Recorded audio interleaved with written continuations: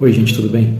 Nós conhecemos muito bem a história de Davi e ele recebeu a unção para reinar sobre Israel, porém Israel ainda tinha um rei, que era Saul, mas esse rei desagradou aos olhos de Deus e Deus então se apressou em escolher alguém para substituir ele.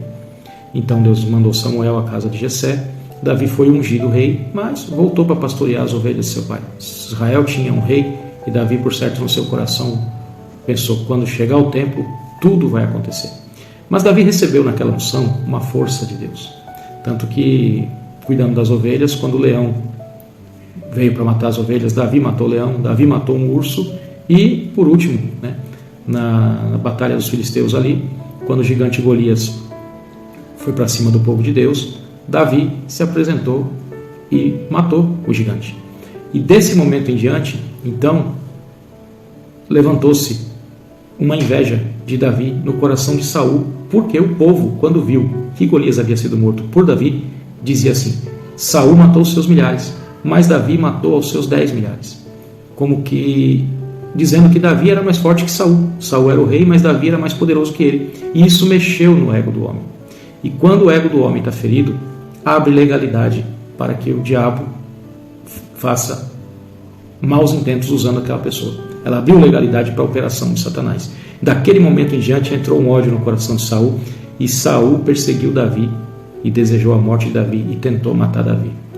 Porém, numa passagem em Samuel 20, uma conversa de Davi com Jonatas, Davi queria ter a certeza de que realmente Saul queria matar, porque ora Saul se aproximava de Davi, ora Saul perseguia Davi. Então Davi queria ter a real certeza do que Saul tinha no coração.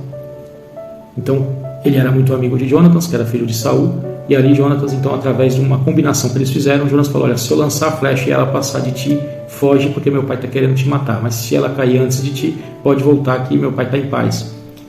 E quando Jonatas lançou a flecha, então Davi entendeu que ele deveria fugir. A fuga de Davi, um homem valente que havia matado um gigante, que se dispôs a matar um leão e matar um urso, não tinha nada a ver com coragem ou covardia. Era respeito. Por quê? Davi não estava lutando contra um gigante, nem contra o urso, nem contra o leão. Ele estava lutando contra um homem que carregava uma unção de Deus, que era o rei de Israel, Saul. E não importava para Davi se Saul estava errado diante de Deus. Importava para Davi não desagradar ao Deus dele. Então Davi sabia que se ele ferisse Saul, Deus não se agradaria da sua ação, pois ele matou um ungido de Deus. Então Davi, com temor a Deus, fugiu de Saul para não fazer o mal para Saul. Davi, na verdade, tinha medo de si mesmo. Se eu tiver que me deparar com ele e enfrentar na batalha, eu vou matar e eu vou errar diante de Deus. Então Davi fugiu para se manter íntegro diante de Deus, fugindo da briga, fugindo da guerra. Mas quando o adversário, quando o diabo, que é sujo, ele quer promover uma contenda, ele usa meios para tal. E Davi então saiu, foi até a casa de Abimeleque, e lá na casa de Abimeleque Davi chegou sozinho, desarmado, com fome. Abimeleque o recebeu, ali Davi se alimentou dos pães da preposição, pediu uma espada, Abimeleque deu para ele a espada que pertenceu ao gigante Golias, a quem Davi havia matado, e Davi então falou: estou saindo, foi seguir seu caminho, alimentado, fortalecido e armado. Não para matar, mas para se defender. Porém, estava naquela casa um homem que estava detido ali pelo Senhor, chamado Doeg, e esse homem era pastor de Saul e tinha muita influência com o rei. Ele correu delatar Davi para Saul, dando informação dos passos de Davi para Saul. E aí Saul então buscou a rota certa para perseguir Davi e continuar perseguindo Davi até a hora em que Deus resolveu dar jeito, na situação. Deus interviu, a hora que Davi assumiu o reino, que Saul foi morto. Mas nesse processo entrou em Davi uma tristeza muito grande por ver a atitude de Doeg, porque Davi não havia feito nada para ele, não havia prejudicado Doeg em nada, mas Davi ficou indignado de ver que Doeg não mediu esforço para promover o mal, levando Davi para Saul. Podia ter ficado quieto e deixado as coisas acontecerem por si só e não colocado a mão, mas Doeg foi instrumento e ferramenta do diabo para atrapalhar os caminhos de Davi. E Davi ficou tão indignado com isso, e Davi compôs um salmo, e é o Salmo 52 que fala sobre isso, e diz assim: Davi prediz a ruína do ímpio e confia em Deus. Está falando aqui que Davi fez esse salmo para o cantor mor quando Doeg, o Edomeu, o anunciou a Saul e lhe disse: Davi veio à casa de Abimeleque. Por que te glorias na malícia, ó homem poderoso? Pois a bondade de Deus permanece continuamente. A tua língua intenta o mal, e como uma navalha afiada, traçando enganos. Tu amas mais o mal do que o bem, e mais a mentira do que o falar conforme a retidão. Amas todas as palavras devoradoras, ó língua fraudulenta. Também Deus te destruirá para sempre, arrebatar-te-á e arrancar-te-á da tua habitação, e desarraigar-te-á da terra dos viventes. E os justos o verão e temerão, e se rirão dele, dizendo: Eis aqui o homem que não pôs a Deus por sua fortaleza, antes confiou na abundância das suas riquezas e se fortaleceu na sua maldade. Mas eu sou como uma oliveira verde na casa de Deus, confio na misericórdia de Deus para sempre eternamente. Para sempre te louvarei, porque tu isso fizeste, e esperarei no teu nome, porque é bom diante de teus santos. Então, Davi aqui falava, porque Saul, quando recebeu a notícia de Doeg, se alegrou. Era o que ele precisava saber para continuar perseguindo Davi. Doeg foi ferramenta de Satanás nessa história toda. E Saul, tomado por ódio, se alegrou. Então, Davi, por que te glorias na malícia? Saul ficou feliz com a maldade de Doeg. Por que te glorias nisso, ó homem poderoso, ó rei? A bondade de Deus permanece continuamente. Uma hora o teu reino passa, a tua maldade passa, mas o reino de Deus permanece. A tua língua intenta o mal, porque por certo, quando Saul recebeu a notícia, ele deve ter praguejado Davi e ter anunciado tanta coisa e ter proferido tanta coisa. Então ele disse: a tua língua intenta o mal como uma navalha afiada, traçando enganos. Olha o que é o poder da língua quando a pessoa está tomada por um intento contrário e amaldiçoa a outra, como uma navalha afiada, vai para matar, traçando enganos. Tu amas mais o mal do que o bem. Queria o mal de Davi a todo custo, e Saul estava dando tudo o que fosse preciso para quem capturasse Davi, e mais a mentira do que o falar conforme a retidão. Na verdade, não havia motivos para Saul perseguir Davi. Saul estava perseguindo Davi porque o ego dele foi ferido quando o povo elogiou Davi, dizendo que Davi era mais forte que Saul. Então não tinha motivo, Davi não fez nada. Então Saul, para justificar a sua perseguição, ele teve que mentir contra Davi.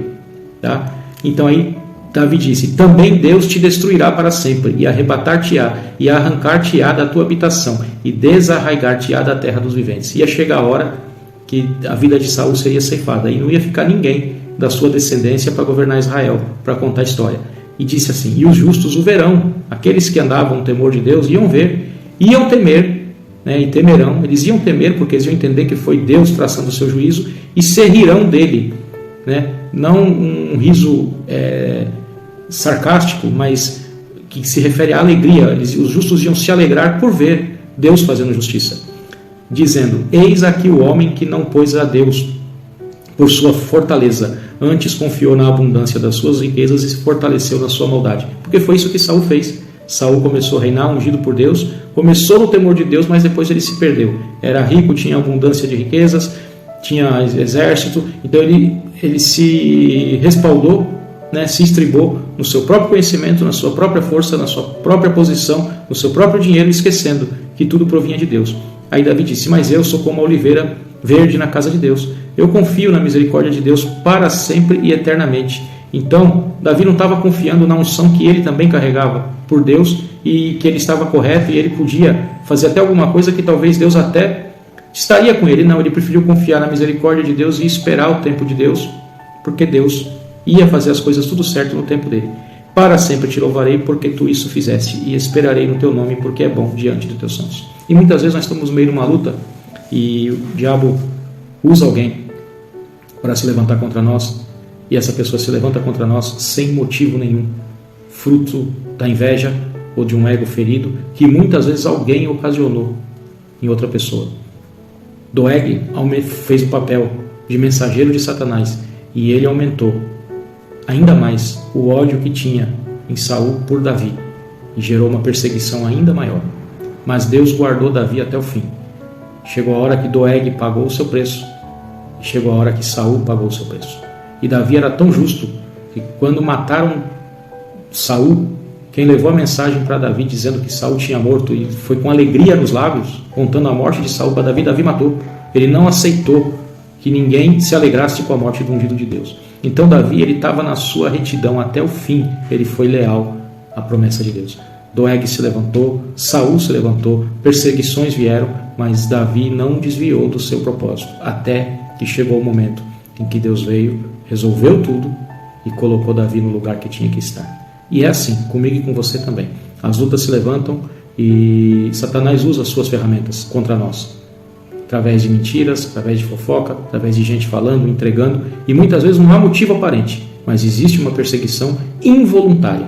E você se pergunta, mas por que essa perseguição se eu não fiz nada? A perseguição nasceu pela unção de Deus que estava no coração de Davi.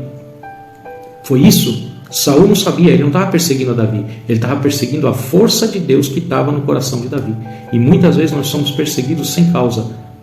Somos perseguidos por causa do que Deus colocou no nosso coração. E isso gera intriga, gera ódio, gera sentimento ruim, gera perseguição, gera alguém que vai lá falar, outro aumenta a história, outro fala uma coisa, outro fala outra, porque o diabo arma o circo para promover a desgraça.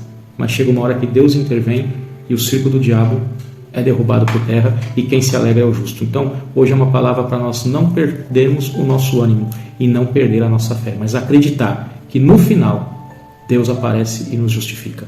E carregar aquilo de Deus que está em nós custa caro, mas nós temos que ser leal ao propósito de Deus até o fim, porque a vitória é certa. Deus abençoe, por favor, se você ainda não se inscreveu no canal, se inscreva, compartilhe, deixe o seu like. Deus abençoe a todos, até o próximo vídeo.